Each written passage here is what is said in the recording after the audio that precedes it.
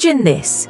It's Christmas Eve 2024, the kind of night where the world feels magical, wrapped in a blanket of fresh snow, streetlights blowing like halos, carolers singing faintly in the distance. The crisp air carrying the scent of pine and cinnamon from nearby homes. An elderly woman, Margaret Harlow, 78 years old, her silver hair neatly pinned, her coat dusted with snowflakes, pulls up to a grand mansion on the outskirts of Boston. Her old station wagon looks out of place among the luxury cars in the driveway, but her eyes sparkle with fragile hope. She's clutching a small, wrapped gift, a handmade photo album filled with memories, her heart pounding like it did on her wedding day decades ago. This could be the night they finally reconcile after years of painful silence, the night her only son, Victor, opens his arms and says, "Mom, I've missed you."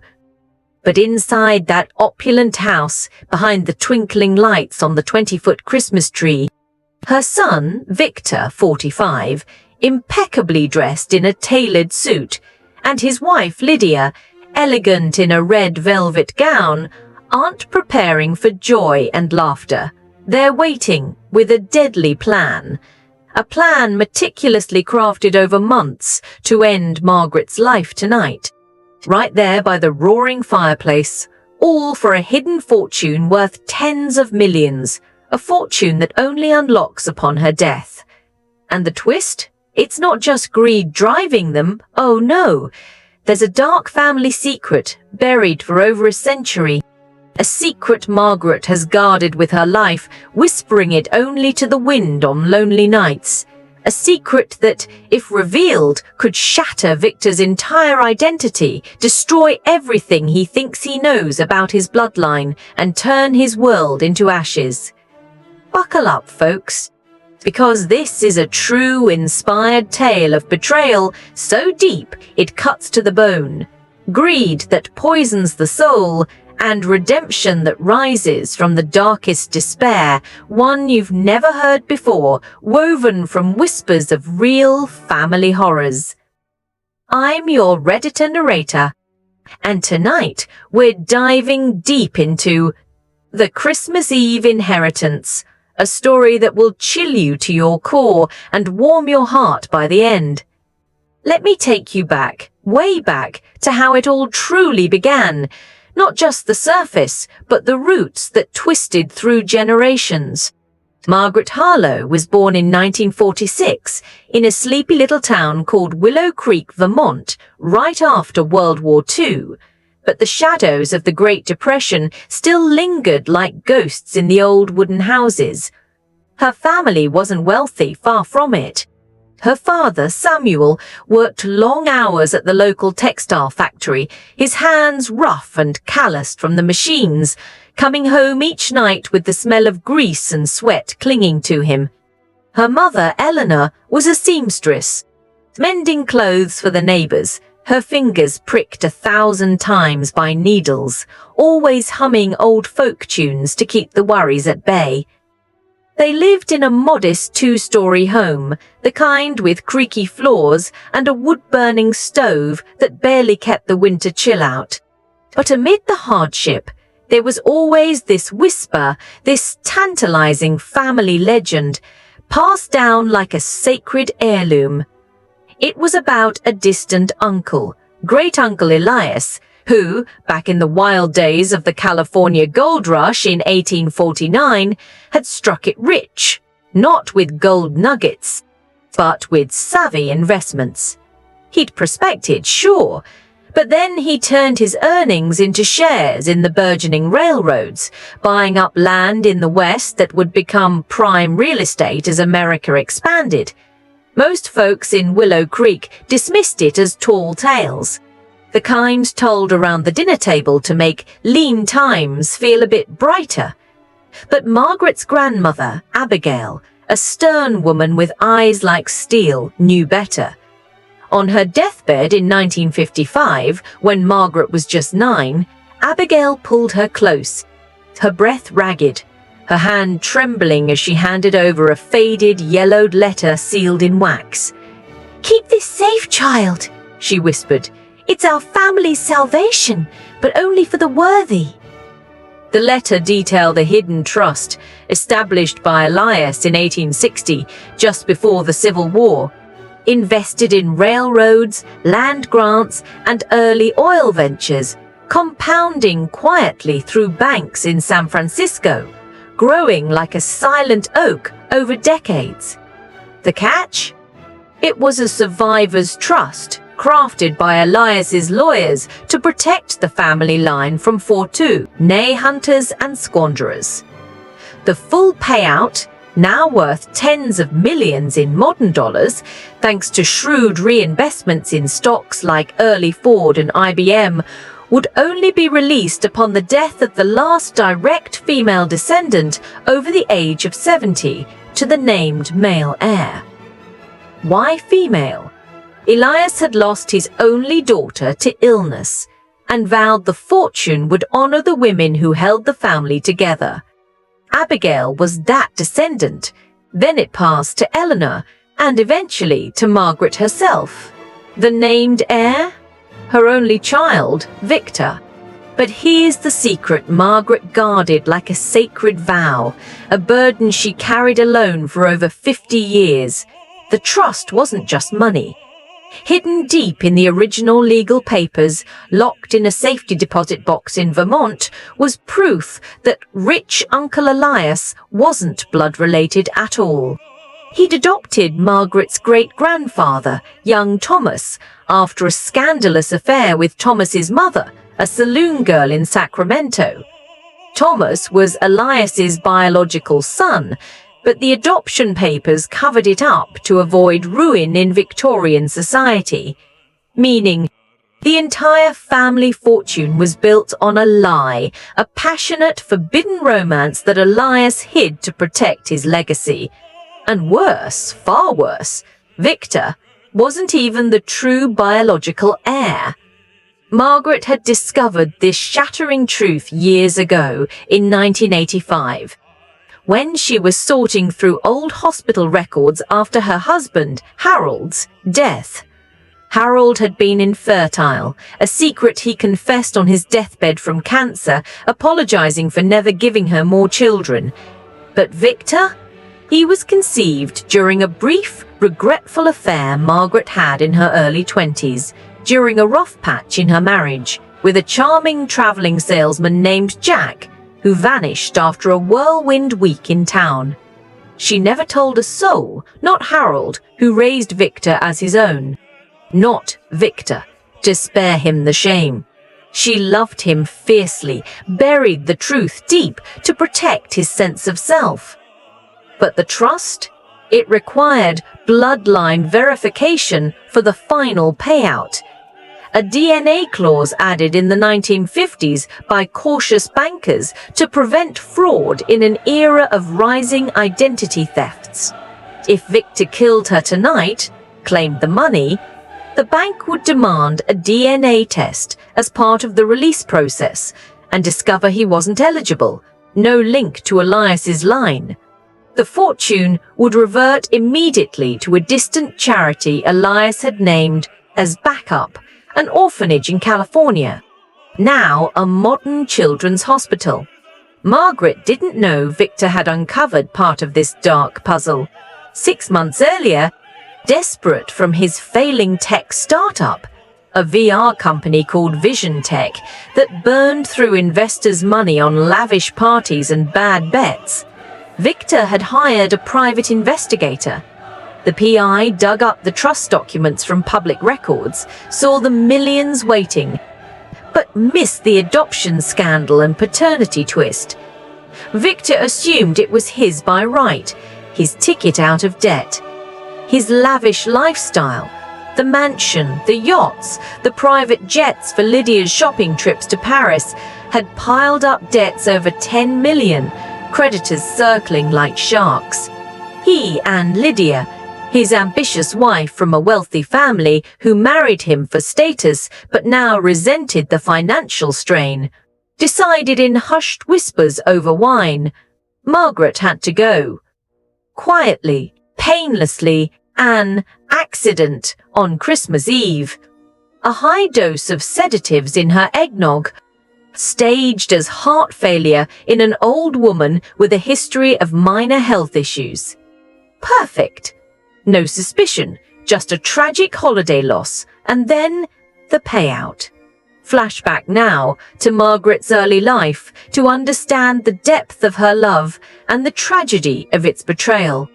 As a young girl in the 1950s, Margaret was the apple of her parents' eye, a bright, curious child who spent summers exploring the Vermont woods, picking wild berries and dreaming of adventure. But life was hard. The factory closed in 1958, Samuel lost his job, and the family scraped by on Eleanor's sewing. Margaret learned early the value of sacrifice, helping her mother late into the nights, threading needles by candlelight when the power was cut. She met Harold in high school, a kind, steady boy who worked as a mechanic. They married in 1965, young and full of hope. Victor came along in 1979. A miracle, they called him, though Margaret knew the truth. Harold adored him, teaching him to fish in the local streams, building model trains together, echoing the family railroad legend. Margaret worked as a nurse, double shifts at the hospital to save for Victor's education. When Harold died in a car crash in 1983, a drunk driver on an icy road, Margaret was devastated, left alone to raise 4-year-old Victor. She poured everything into him, extra jobs, no vacations, sending him to private schools on scholarships she fought for. Victor was brilliant, top of his class, but even then, signs of entitlement crept in. He demanded the best toys, threw tantrums when denied. But Margaret chalked it up to grief. At Harvard, he thrived, majored in business, met Lydia, a fellow student from old money, her father a Wall Street tycoon. They married in a lavish ceremony Margaret could barely afford to attend, feeling out of place among the elite. Victor's startup launched in 2010. Initial success, IPO buzz, but greed took over. He spent wildly, ignored warnings, alienated partners. Lydia fueled it, pushing for bigger homes, fancier cars, whispering about legacy. Calls to Margaret became rare. Too busy mom, too busy mum. Visits non-existent after the grandkids were born. Twins, Emma and Ethan, whom Margaret saw only in photos. Margaret lived modestly in her cottage, tending her rose garden, volunteering at the local library, reading to children, her days filled with quiet reflection. She knew about the trust, had visited the bank in 2015 when she turned 70, confirmed the payout details. But she planned to reveal it properly, perhaps update the heir to a charity, because Victor had become so cold, so materialistic, ignoring her birthday calls, forgetting holidays. She didn't trust him with it, feared it would destroy him further. But this year, out of the blue, Victor called in early December. "Mom, I know it's been too long. Things have been crazy with work, but come for Christmas Eve. The kids want to meet Grandma, and honestly, I miss you." His voice sounded sincere, a crack of emotion breaking through. Margaret's heart soared, tears in her eyes as she hung up. Maybe he'd changed. Maybe the startup troubles had humbled him. Maybe this was redemption. A chance to rebuild. She spent days preparing, baking his favorite gingerbread cookies from Eleanor's recipe, knitting a scarf in his favorite blue, even pulling out old family photos for the album. The drive was 4 hours through a brewing snowstorm, her old car struggling on the hills. But she pressed on, radio playing classic carols. Arriving just as dusk fell, the mansion was breathtaking, a modern marvel of glass and stone, lights strung everywhere, a butler at the door named Alfred, who took her coat with a polite nod. Victor greeted her with a hug. "Tighter than expected. Mom, you made it. Look at you, still driving that old beast." Lydia with air kisses. "Margaret, darling, the roads must have been dreadful. Come in, warm up." The house was a wonder. High ceilings, marble floors. A 20-foot tree glittering with ornaments that cost more than Margaret's yearly pension. Dinner was lavish. Roasted turkey with cranberry sauce, fine wine from Victor's cellar, stories of the grandkids' antics, Emma's ballet recital, Ethan's soccer trophies. Margaret felt a glow, sharing tales of Victor's childhood, the time he built a fort in the woods, or won the school spelling bee. Then, after dessert, eggnog by the roaring fire. Victor poured hers himself. "Extra nutmeg, just how you like it, Mum. Remember how you used to make it for Dad?" Margaret sipped, felt the warmth spread, happy for the first time in years. But then, a strange bitterness lingered under the spice. Drowsiness hit fast, too fast for one cup. Her vision blurred, the room spinning slightly. She looked at Victor, his smile fading into something colder, more calculated. Lydia excusing herself. "I'll just check on dessert, be right back." Margaret's mind raced, heart pounding despite the fog. The odd taste, the way Victor watched her, waiting, like a predator. Memories flashed, Harold's warning on his deathbed. "Protect yourself, Maggie, the world's full of wolves." She realized with horrifying clarity they were poisoning her, tonight. For the money, she knew about the trust, but how did they? Panic surged, but she had to act smart. Margaret pretended to doze, slumping deeper in the armchair. Part 4. Characters, 4/500s, eyes half closed, breathing slow. Victor leaned close, whispering to Lydia as she returned. "It's working. The dose was perfect. Call the doctor in an hour. Tell him she complained of chest pains earlier, natural causes for an old heart." Lydia nodded, her voice a hiss. "Finally, this ends the debts. The mansion's safe. No more creditors breathing down our necks." They left her resting, heading upstairs to wrap last-minute gifts for the kids, laughter echoing falsely. Margaret waited, counting to 100. Her limbs heavy from the drug, but adrenaline kicking in. Summoning every ounce of strength from years of nursing heavy patients, she slid to the floor, crawled silently to the hallway.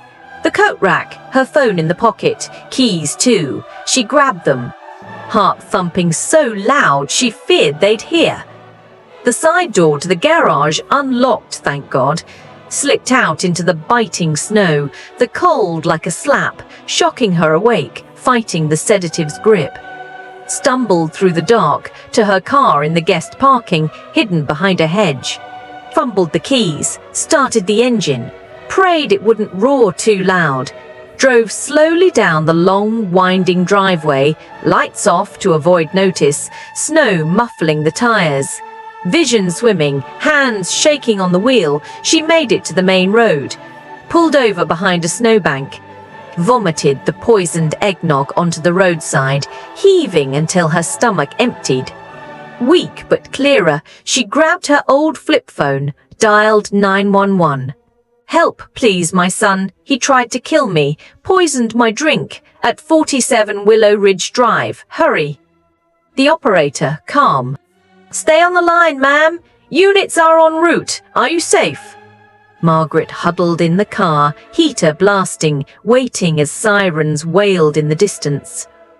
Police arrived fast, 2 cruisers, lights flashing, officers bundling her into an ambulance. Paramedics rushed her to the hospital, pumped her stomach, IV fluids flushing the toxins. Tests confirmed high dose of benzodiazepines and opiates, lethal combination for her age, disguised in the eggnog. Meanwhile, detectives raided the mansion that night. Christmas Eve chaos. Victor and Lydia in handcuffs. Shocked faces as officers swarmed, finding the spiked bottle in the kitchen trash, half-empty vial of pills in Lydia's purse. Evidence everywhere, deleted texts recovered. Get the dose right, can't risk her surviving. Browser history on undetectable poisons for elderly. Even a life insurance policy on Margaret they'd forged. Victor screamed innocence. This is a mistake. She's confused. Old age. But in the interrogation room, under the harsh lights, he crumbled, admitted the greed. The mounting debts from Vision Tech's collapse, lawsuits from investors, bank foreclosures looming. The belief in the inheritance. She was old anyway. It was mercy and our right. Lydia turned on him fast, cutting a deal for lesser charges, revealing how she'd researched the poisons online. But then, the bombshell during the investigation. Prosecutors subpoenaed the trust documents from the bank, old ledgers dusted off. DNA test ordered as standard for such large estates. Results: Victor shared no blood with Harold. Or the Elias line. The adoption scandal surfaced too. Elias's affair detailed in sealed letters. The fortune reverted immediately to the charity, St. Jude's Children's Hospital in California. Over $25 million donated anonymously. Margaret survived.